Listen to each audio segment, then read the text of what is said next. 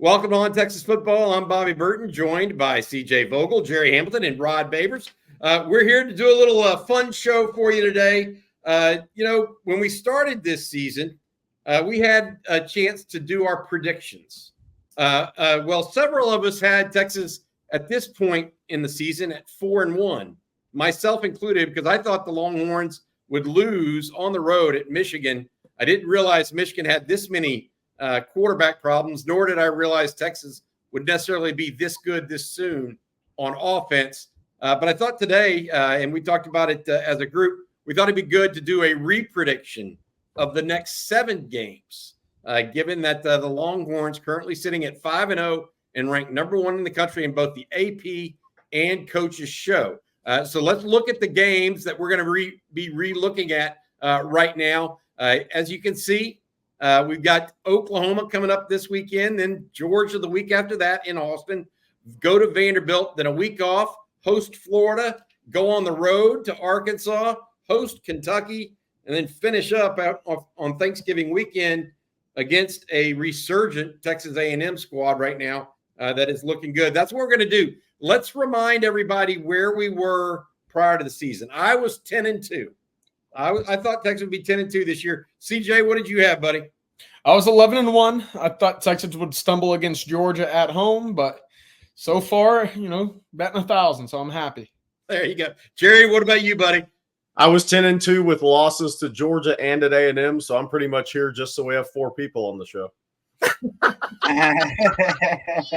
Rod B, what do you got? I was 11-1. I had the Longhorns losing to Georgia at home. That was the only loss I had during the regular season for the Longhorns. So wow, so that gives us a pretty good feel, right? Anywhere between 10-2, 11-1. Gerry has still 2 losses out there. Let's see if he stays with that as we go into the prediction mode. What we're going to talk about, where we think Texas stands right now.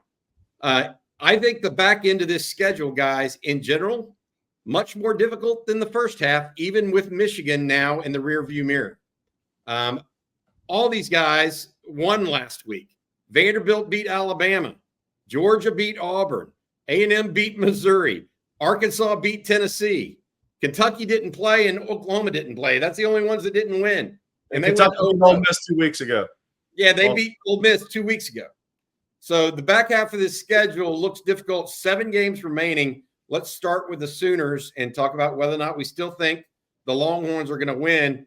I had predicted Texas at the outset of this season. I'm not changing now, even though Quinn Ewers has been out for a couple of weeks. His re-entrance to the starting lineup is expected.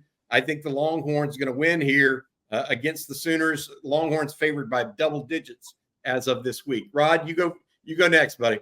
I had the Longhorns winning this game initially. I thought the quarterback would be different. I didn't know there'd be a quarterback change already for Oklahoma. It makes you feel even better about Texas' chances. And right now, there's an offensive identity crisis happening with Oklahoma. It doesn't mean they're not going to be dangerous because they got an extra week to prepare. So there'll be something they're throwing out there to break tendency. But I think Texas is ultimately the better team overall. So, I got Texas winning this game. I don't know about that double-digit line. I don't know if I'm going to buy into that. But I will say Texas will win, and they'll win comfortably. There you go. CJ? I normally have a pretty solid sense of confidence coming into games. I think Texas should win. I had it last year in Tuscaloosa. I had a whole lot of confidence going up to Ann Arbor about Texas's ability and how they match up. Whatever the reason is, and I'm sure it's a feeling that I have that is shared with Texas fans everywhere. But this game just provides a lot of uneasiness. To the week leading up, you never truly know what's going to happen. What we do know for certain, though, is Texas has the better quarterback. They have the better offensive line. And what we do believe is 2 teams with talented defenses. I'm going to lean on the talented quarterback and all of those weapons for him at wide receiver and tight end. So I love Texas in this game. I think this is the one that Sark's not going to fall to 1-3 against Oklahoma in his tenure. It's a must win, as most of these games are. But for that reason specifically, I think Texas comes away with this win because of the quarterback inexperience and the lack of weapons Oklahoma has at its disposal on offense. Gerry, what do you think, buddy? I think if the offensive line plays at the level they did at Bama last year and at Michigan in week 2, I think Texas will cover the number. If Oklahoma gets after Texas offensive line a little bit, or the backers, Brent Venables going to have something in this game, then I think the number could be a little closer. But I think Texas is going to win the game. I think Texas has a better offensive line. I think they have a better quarterback. I think they have a healthier, better wide receiver core. I think they are at least a push at running back, if not better. If you look at this game, Oklahoma has a lot less margin for error. So I'm going with a team that has a larger margin for error. I would say this to add to everybody's point there. I think Texas is going to win. The X factor is Oklahoma's pass rush creating turnovers and points. I mean, that's what they've lived off of this year. We'll see if they're able to do it this weekend. But ultimately, all of us picking Texas to beat Oklahoma. This is where we diverged.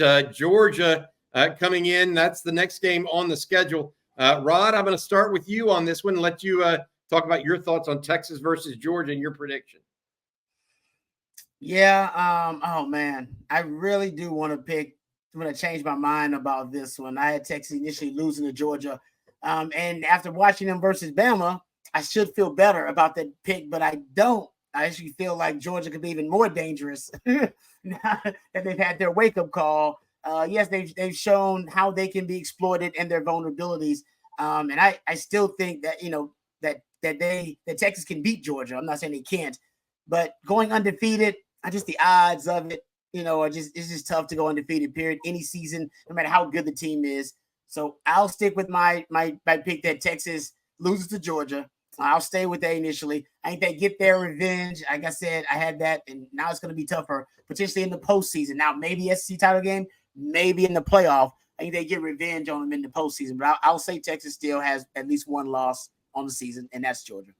What about you, Gerry? I'm still sticking with Georgia on this game, actually. I think, look, Texas, they're going to leave it all in the field scenario Saturday, and Georgia has Mississippi State at home. And and Texas will be up emotionally for that game, but these are where games take physical tolls on teams. And how's that Texas going to be the week after OU versus how Georgia's going to be looking to come in and make a statement after they already lost to Bama? I actually think this will be the first balanced offense with a high-level passing quarterback Texas has seen this season. And how that's going to go, I can't really say because they haven't been tested and won't be on Saturday in that way either. So I'm sticking with Georgia to win the game. What about you, CJ? If no one else is going to do it, I guess I have to, right? I'm flipping to Texas here. And I say that because I've just not been impressed with Georgia's offense so far this year. I'm a big fan of Carson Beck. I think he is in that conversation for being one of the best quarterbacks in the country. The issue is, where's the big play wide receiver? Where's the guy with the catch and run ability? We haven't seen that so far for Georgia. They had that great comeback against Alabama, but again, we've talked about Alabama's secondary, not that talented. I'm wanting to see more from a London Humphreys, a Dylan Bell, Dominic Leavitt. There's talent there. We've just yet to see the explosive offense like we've seen for Texas. And that's really where I'm thinking Texas's secondary will be able to match up better than Georgia's secondary will in this game. If all things are considered, that's going to be a big part of it. In those big moments at home, I like the Longhorns. CJ, you're not alone. There we go. I'm going with Texas here in this one. And I tell you why. I mentioned this in a previous episode of On Texas Football. Georgia just not a first-half offense. And it's going to give Texas a chance to get out on top of Georgia. And I think Texas has a better secondary. And it kind of plays into their strength right now as a defense. If Texas can get out on top, Mike Bobo and the Georgia offense is kind of dysfunctional in the first half. For some reason, it's really easy to stymie them in just about all their big games this year. I just think that Texas, it's going to be at home. I suspect game day will be there. I suspect it may be 1 versus 3 or 1 versus 4 in the country. I do have one reluctance here, and it's actually not just how good Georgia is. It's actually this. It's actually the fact that Georgia may be playing for their lives a little bit. 100%. So if they lose that game, Georgia may not get into the playoffs because they may not even have a chance at the SEC championship game. So that's my one That's my one reticence. And I will say this is a change from preseason for me. So it's the first change for preseason, but I am going to go that direction. All right, Rod, if you don't mind, before we get going to the next game, which is Vanderbilt going up to Nashville, please tell our friends about South Point Dodge. Yes, sir. Our friends over at South Point Dodge, we are very grateful for them for being a part of the On Texas football family. You can get to the point when you head on over to our friends over at South Point Dodge. South Point Dodge has great deals, folks, and right now is a perfect time for you to head on over there. You can check out their great selection at southpointdodge.com. They have over 600 vehicles in stock right now, including an impressive selection of Ram 1500s, 2500s, and 3500s. Whatever your truck needs, South Point Dodge is the one-stop shop. And right now, they have a great deal happening with over 50 Ram 2500s, all marked down with huge savings right now at South Point Dodge. So head on over there off of I-35 in South Austin. You can see their inventory for yourself in person, or you can go check them out online at southpointdodge.com. That's Austin's automotive everything. Whatever your truck needs, South Point Dodge is the one-stop shop. That's southpointdodge.com. All right, Rod, I'm sticking with you. You did the ad read, so you also get to tell us what you think about Texas at Vandy. The Commodores excited about their win against Alabama on Saturday. Yeah, I mean, I obviously have the Longhorns winning this matchup. It'll be about how competitive it is, right? The Longhorns are going to go in there, play to a standard, and separate from Vandy, or are they going to let it stay close? Now, Vandy right now believes they can play with anybody in the country, but they just beat Bama. So this is no longer a question whether Vandy believes they can beat Texas. They will believe going in they can beat and play with Texas because they just had one of the biggest wins in the history of their program. Now, the good news is they're not used to handling success, so the chances of them being able to replicate that down the line here during the season again is going to be pretty tough. But for Texas, I'm glad they had the wake-up call of saying this is a Vanderbilt team that can spoil your hopes and spoil your aspiration and your mission to be a championship football team. So Texas wins. And I think they actually played to a standard in that game because Vandy won't surprise them like they did Bama, like they did the country, actually did the world. CJ, yours? I still like Texas in this game. The key to Texas in this game is do not let Vanderbilt dirty the game up, muck it up, whatever you want to call it. Play to their standard of football. It's cliche, but that's got to be the point of emphasis coming into the game. 42 minutes of possession for Vanderbilt against Alabama. That was the recipe. 12 of 18 on third downs as well. They just found the big plays and they were able to play their style of football against Alabama. How many times can you ever say that, right? Especially with these two teams. But that's got to be the key for Texas. I like the offensive line. I like the playmakers defensively for Texas in this one. This should be a game that you out-athlete. But as we saw, Alabama should have been able to out-athlete Vanderbilt as well. So quarterback on the road for Texas, give me Quinn. I'm liking the Texas Longhorns. Gerry Hamilton? Yeah, so I think a couple things. This will be Vanderbilt's fourth game in 4 weeks. No off week. They go to Kentucky this week, and then even though they have Ball State, they still have to play another game before Texas. 4 games, 4 weeks. And Kentucky's going to be very physical in Lexington coming up. Texas, they'll be third game in a row. Now, I think home field's worth more and more in college football now because of the portal and more parity in college football. And they actually have a quarterback who can win the game if you don't play well against them. I just think Texas is going to have too much speed at wide receiver and know how to use it in that game. I actually like Texas pretty comfortably in this game, even though it's a road game. I'm with Bad Gerry. matchup for Vandy. I think it's a bad matchup for Vandy as well. They have a good defense. They don't have a great defense. They are susceptible in the pass game, even though Clark Lee does a good job, I think. With some matching coverage type stuff. They do well coached on defense, but too much speed for Texas. And I think Vanderbilt is more susceptible to a passing offense. They just sat back in zone and kind of confused Jalen Milroe at times. I don't think they'll be able to do that against Steve Sarkisian and Quinn Ewers or even Arch Manning if for some reason Texas gets in trouble there. So I'm going with a win as well. All right, Texas then has the next week off, guys.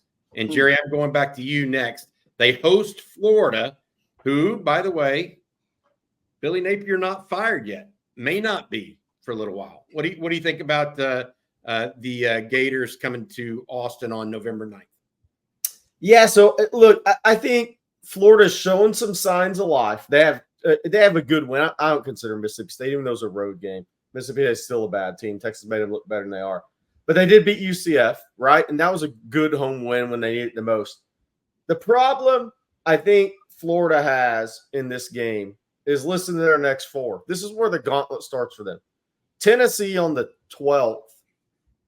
Kentucky on the 19th. Week off, Georgia in Jacksonville, and then at Texas. Man, how healthy you're going to be at that game for Florida is big for me. I think Texas at home, I think they're going to be sitting there with 1 loss, ranked in the top 5, have a lot to play for. I still think Florida's going to be sitting there, if Napier's still the coach, wondering if he's going to get fired or not, the players. And I'm not saying they don't play hard. I think they play hard. I think they have good players. I think Eugene Wilson will be back by that game, which is big. But I just think Texas at home with a lot to play for.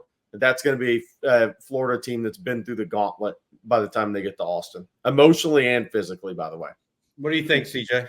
Same thing Jerry mentioned there. Listen, we've talked about it with Texas having played Georgia after Oklahoma. Well, they have to do the same thing, but go on the road to Texas after playing Georgia. Speaking about Florida here, that's not easy, especially after what's really going to be the most difficult schedule in all of college football, for them to see that week after week after week. Good luck, I think, on the road. The importance of playing at home for Texas in an SEC environment helps, right? And also I think that, by that time, how much is Florida playing for? Is it bowl eligibility? Is it your coach's job?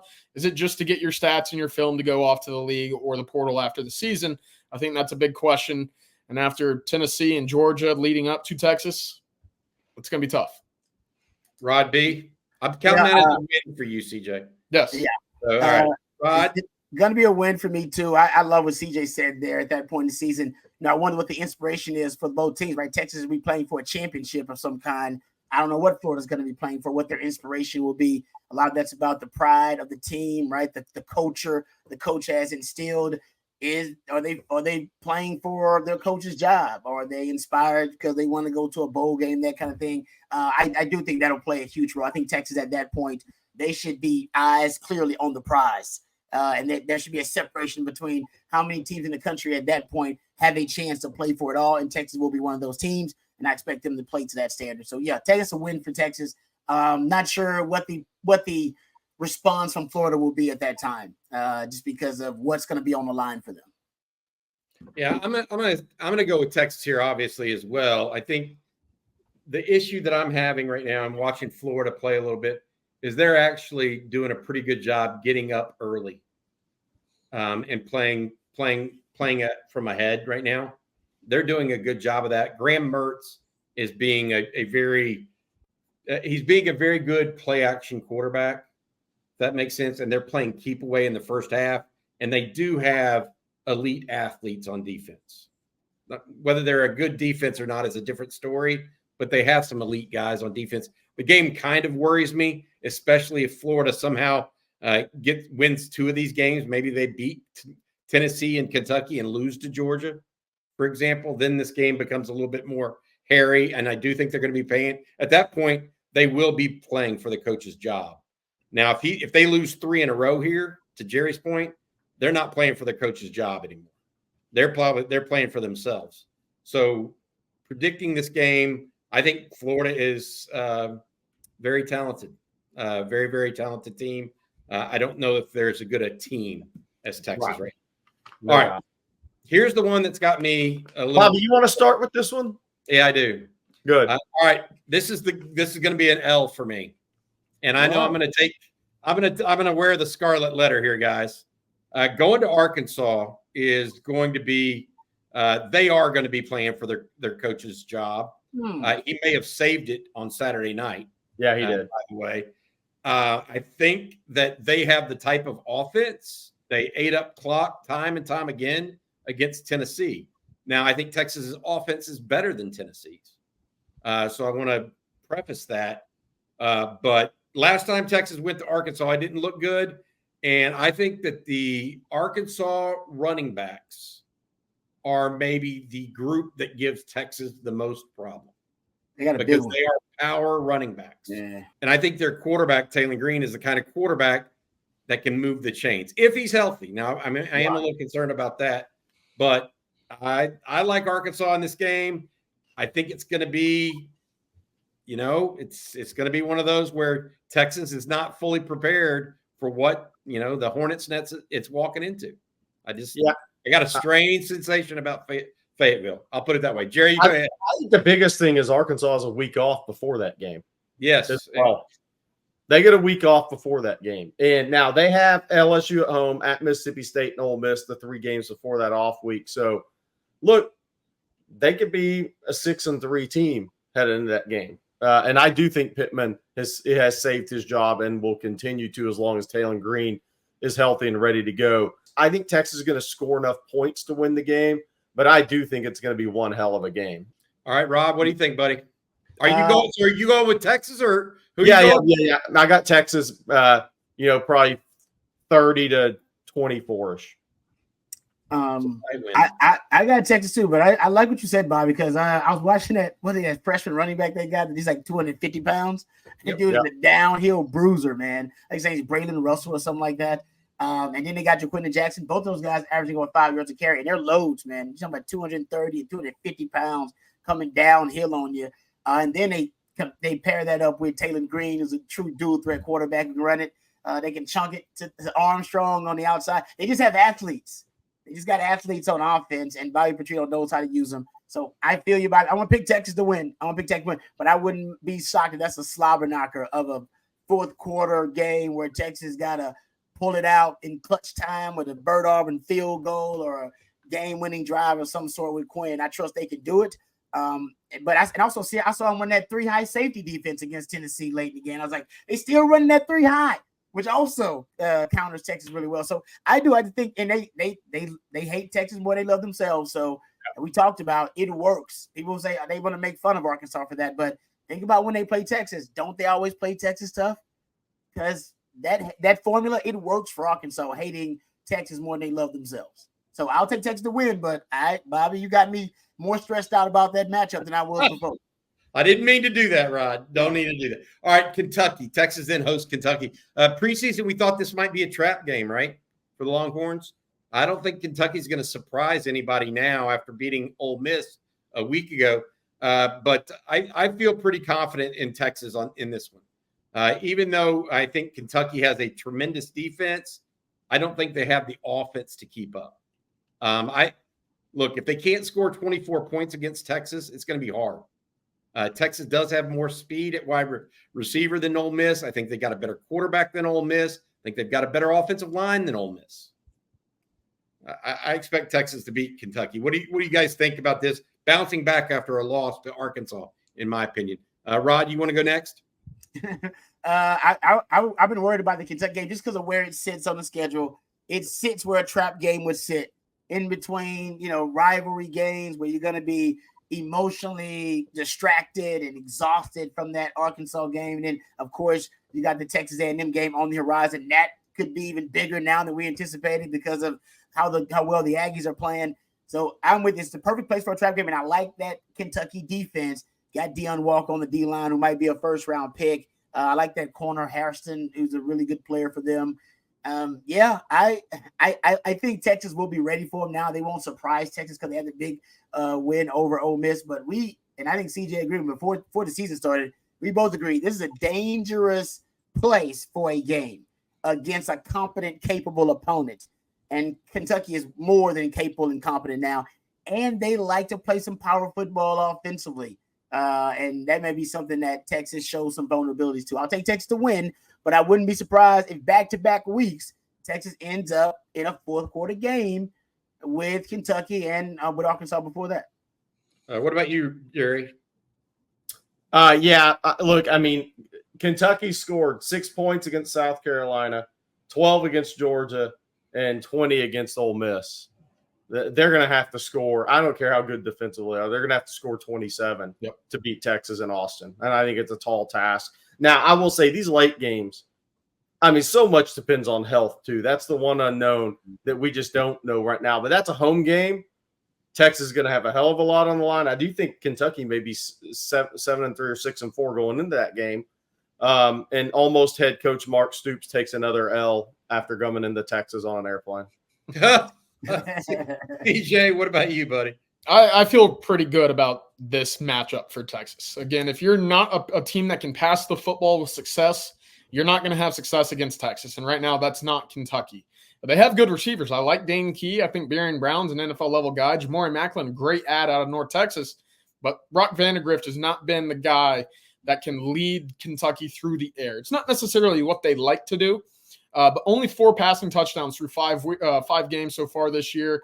Under 60% completion. If you're playing on the road at Texas and you're not able to score in chunks and gain yards in chunks, I don't have that recipe for success to upset Texas. I think Texas wins this game despite the physicality that they have on that defensive side of the ball. If Texas scores 30, they win by 10.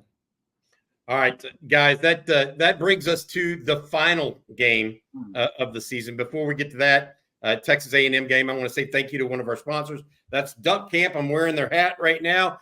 Duck Camp gear is made for the people that live for the moments out there where there are fish to catch, birds to hunt, time to kill, football to watch. They like doing all that stuff, so they built a company centered on it, based in Austin and dedicated to giving people best-in-class hunting and fishing apparel. From opening day to game day, they've got you covered. At Duck Camp, they believe you can't just sit around and wait for adventure to come to you. You have to get out there, stay out there, and make the most of each and every second. Shop hunting gear at duckcamp.com. I mentioned these hats are in Heather Clay. I've also got this shirt on that's a Duck Camp as well. All right, let's talk a little Aggie football versus the Longhorns. I'm saving mine for last because let me get mine out of the way. I get to do that. Jerry, you want to go? You go for it, buddy. Look, I said 10-2 with losses to Georgia and A&M at A&M at the beginning of the season. I'm not changing it. I'm sticking with what I had. Look, I think Mike Elko is a solid coach. I think their defensive line is really good. I think their offensive line has improved. I think their running backs are quality. Similar to Texas, they lost maybe their best guy before the season, but the two, Amari Daniels and Le'Veon Moss, that's a good combo. And look, my main thing with this game is, it means everything. And I jokingly said Johnny Manziel bobblehead game for the 38th time. Collie attacks on the sidelines on Sark and Quinn. The team bus will be pulled over going into town because they were going 3 miles an hour over the limit. You just added keep throwing whatever you want out there. That's how big this game's going to be. And I think people are going to walk out of there saying that's the loudest, one of the loudest stadiums in the country has ever been. And I think A&M fans are going to walk out there saying that's the loudest that stadium's ever been. And the crazy thing about that game, and I think on a neutral field, Texas is a better team.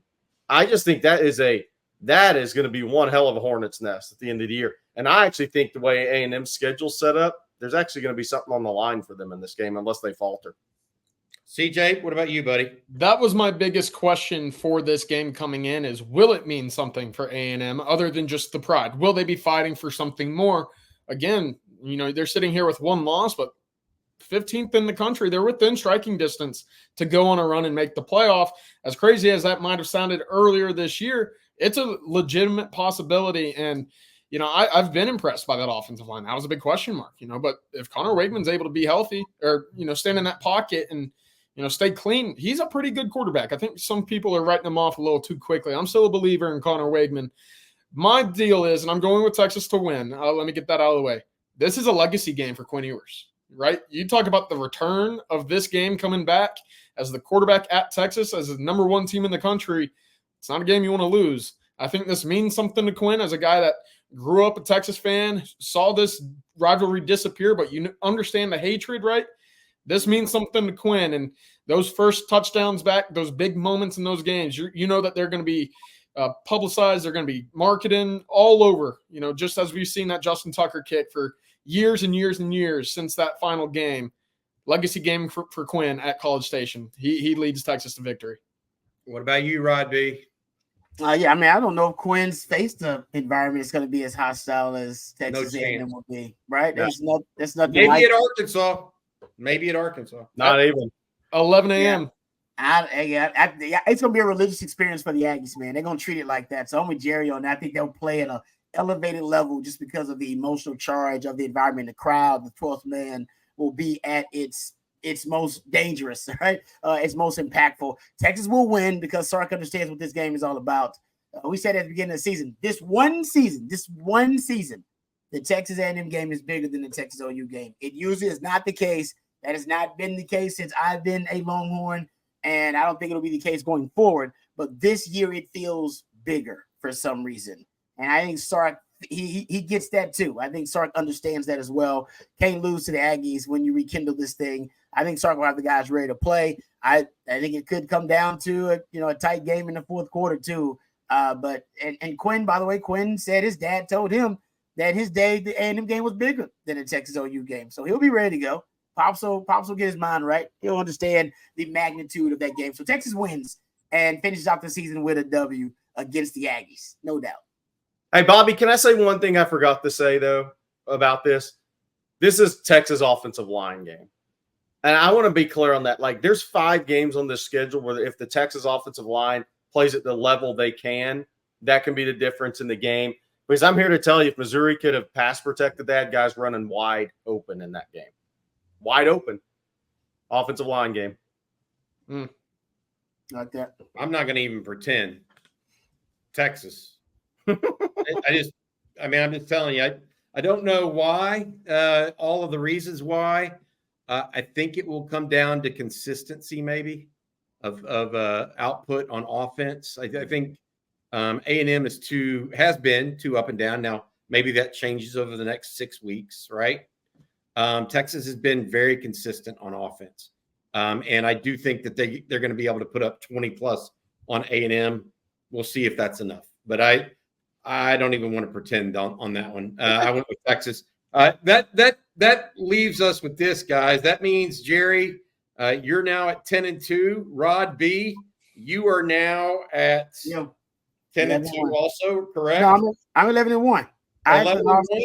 My only loss is Georgia. Okay, your only loss is Georgia. Yeah. CJ is now 11-1. Is that accurate? He was. No. All right, and I'm 11-1. Yeah. The difference is we have losses to different teams. Georgia for CJ, or except for Rod. A&M that's for Gerry. Yeah. Arkansas for me. Who did you have them losing to, CJ, again? Undefeated, Bobby. Undefeated. You're undefeated. Wait a minute. CJ's undefeated, man. Whoa, wait a minute. Yeah. CJ's going 12-0. Yeah. Baby. They're headed on to the line Atlanta out for here. the SEC championship game if that's the case. I love it. Look, I think no matter who ends up being right out of this, or even if we're wrong, and it's 10-2, 11-1, 10-2 is going to get them into college football. No doubt. I think that's pretty clear. I think 9-3 is where they get issues. They would have to lose 3 of the next 7. They'd have to go 4-3. Which, I mean, look, there are 3 losses in here if they don't play their A game. I'm going to say that. I don't know if an effort like they had against Mississippi State, they go unscathed here. That has to be a little bit of an aberration for them. Mm-hmm. And health is so big. Health is so big in November. Like we haven't even played a game in October, right? Health is so big in November in these games that we're having fun with the predictions, but that can change on a QB, a left tackle, D tackle, corner, line. That can just change on injury. So for any teams. Yeah, could be. All right, that's going to do it for the prediction show. For Gerry Hamilton, Rod Babers, and CJ Vogel, I'm Bobby Burton. I hope we're right. I'll just say that, because that means we're going to be talking football well into December about the Texas Longhorns. For the guys, I'm Bobby Burton, and our producer, Matt Hutchin. Thank you so much. Hook 'em.